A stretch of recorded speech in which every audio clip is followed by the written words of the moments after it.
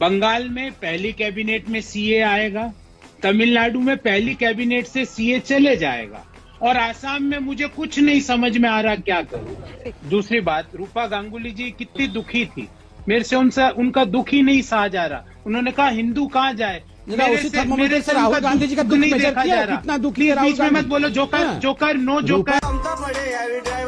गांधी जी का दुख देख लिया आपने, कौन सा थर्मोमीटर है? सुन, राहुल गांधी सबसे बड़ा जोकर है, तुम्हारा सबसे बड़ा जोकर राहुल गांधी है।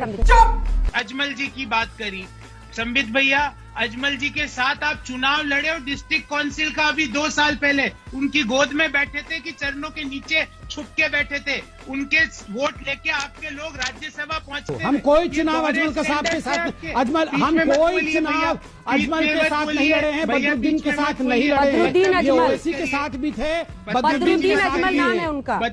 हाँ, बदरुद्दीन अजमल, बदरुद्दीन अजमल मैंने चेंज कर दिया, बदरुद्दीन अजमल। नहीं, ये मजाक हो रहा है, एक सेकंड यार, मजाक हो रहा है। एंटायर पॉलिटिकल साइंस वाले कॉलेज से एमबीबीएस की है क्या भैया? नहीं, ऐसे तो ना बोला करो। नहीं, इटली से बताऊंगा नहीं कौन से दुकान से आए हैं।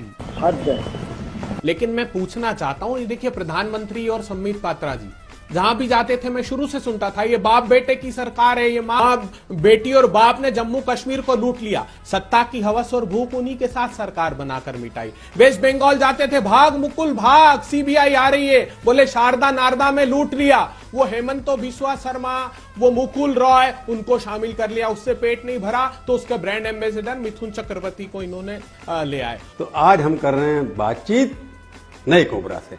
आप कोबरा हैं क्या वाकई में? ये तो उतार लो भाई, मेरे को डर लग रहा है। कोई शक नहीं, शक तो नहीं है, बिल्कुल नहीं था। कौन सा किंग कोबरा आपने कहा ना? चुनावी जुमला पार्टी के राष्ट्रीय प्रवक्ता यहाँ बैठ के स्वीकार कर रहे हैं कि हम तो चुनाव के हिसाब से बोलते हैं, ये इनके खुद के शब्द हैं। और ये बड़े पाक साफ बनते। पूछिए ना इनसे, मोहम्मद फारूक कौन है? अरे पंडितों के कत्ल का आतंकी, जिसने 10 साल जेल में बिताए, उसको भारतीय जनता पार्टी ने सत्ता की भूख मिटाने के लिए जम्मू कश्मीर के वार्ड नंबर 33 से टिकट दे दिया। आपका सफाया हो रहा है संबित पात्रा जी। जब मैंने सीधी बात आपसे की थी तो आप एक फिल्म करके आए थे, चले राइट सर। अब मैं देखता हूँ वहां से कहां से चलते कहां चल करके आ गए आप। ये बहस हम कर रहे हैं डॉक्टर संबित पात्रा, ये बताइए, जो शिखा जी ने पूछा था ब्रेक के पहले, वो पूछ रही है कि आपने जो पूरी लिस्ट गिना दी, तो आपने तो पीएम को ही झूठा साबित कर दिया, जिन्होंने बीते दिन कहा था कि हमें यहाँ काम नहीं करने दे रहे, केंद्र की स्कीम्स को लागू नहीं होने दे रहे। देखिए, पहली बात तो मैंने अभी सुना टीएमसी की विधायिका शिखा जी ने जो मेरे से सवाल पूछा, मैं उसका जवाब देता हूँ और पूरा मैं आंकड़े लेकर आया। ओह सॉरी, वो सीनियर जर्नलिस्ट है। आई एम सॉरी, ओह मैं अभी सांसद बोलने वाला था, sorry, I check my facts because I don't have a TV in front of me, तो मैं देख नहीं पाया, मुझे लगा कि वो टीएमसी की सांसद या विधायक है। सर मैं अभी भी बोल रहा हूँ, मैं मनुष्य नीति करता हूँ, मैं राजनीति नहीं करता। नहीं, तो लोग तो यही कह रहे हैं ना कि आपके बारे में कहा जाता है कि क्या आप सत्ताजीवी हैं, अवसरजीवी हैं। बोलिए, और नेक्स्ट वही है एंटरटेनमेंट जीवी। लोग देखे आपने, क्राउड देखे हैं मोदी जी के कैंपेन में? तो 2016 में भी देखे थे सर, अभी भी देखिए, पागल हो जाएंगे। 2016 में भी देखे थे क्राउड। मैं कहता हूं कि दूसरों की फ्लॉप गिनाने से मेरी पिक्चर हिट नहीं होगी। आपकी पिक्चर हिट होती है शाम दिखाने से।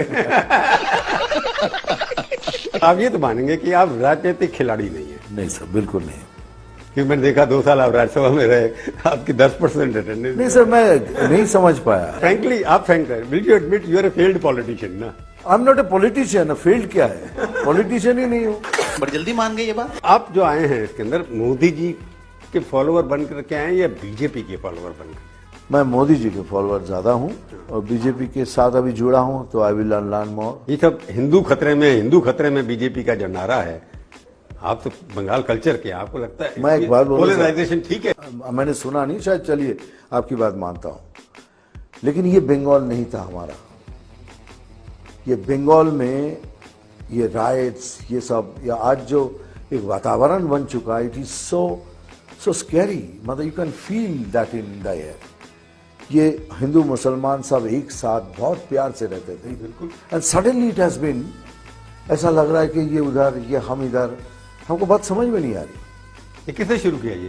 आप देख लीजिए कौन। भाइयों बहनों, हमें वेरी स्मॉल फ्राई, उड़ता हुआ एक कौवा आके डाली में बैठ गया हूँ।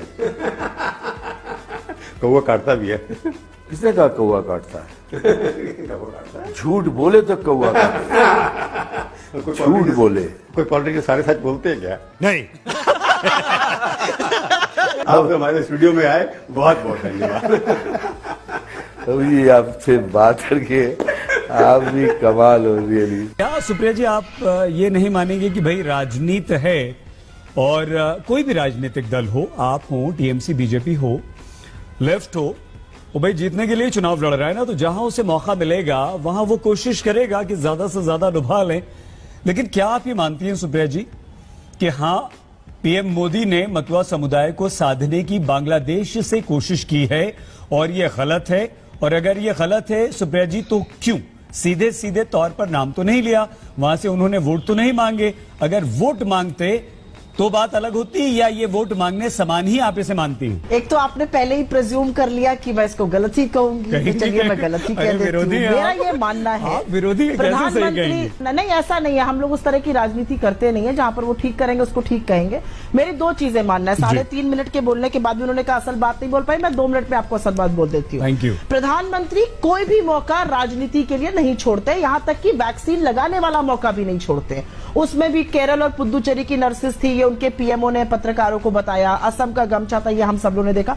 वो हर जगह राजनीति करते हैं, चाहे वैक्सीन की हो, चाहे अपने घर वालों से मिलने जाते हैं। वो राजनीति से अपना पीछा न छुड़ाते हैं न छोड़ते हैं। लेकिन एक मॉडल कोड ऑफ कॉन्डक्ट होता है, एक मॉरल कोड ऑफ कॉन्डक्ट होता है। ये तो दिखाने का हो गया, जो करना है कर लो, मैं अपना प्रचार जिस तरह से होगा करता रहूंगा। ये प्रधानमंत्री जी का काम है। मुझे आपत्ति दूसरी बात से है। आपत्ति क्या मतलब, मुझे दुख होता है कि भारत के प्रधानमंत्री जब बाहर कहीं जाते हैं तो वो हमें रिप्रेजेंट करते हैं। अब वो बहक गए लोगों को देखकर और कह दिए कि हमने तो सत्याग्रह किया है और जेल गए थे बांग्लादेश की आजादी के लिए। बांग्लादेश की आजादी के लिए संघर्ष में, उस संघर्ष में शामिल होना मेरे जीवन के भी पहले आंदोलनों में से एक था। मेरी उम्र 20-22 साल रही होगी जब मैंने और मेरे कई साथियों ने बांग्लादेश के लोगों की आजादी के लिए सत्याग्रह किया था। बांग्लादेश की आजादी के समर्थन में तब मैंने गिरफ्तारी भी दी थी और जेल जाने का अवसर भी आया था।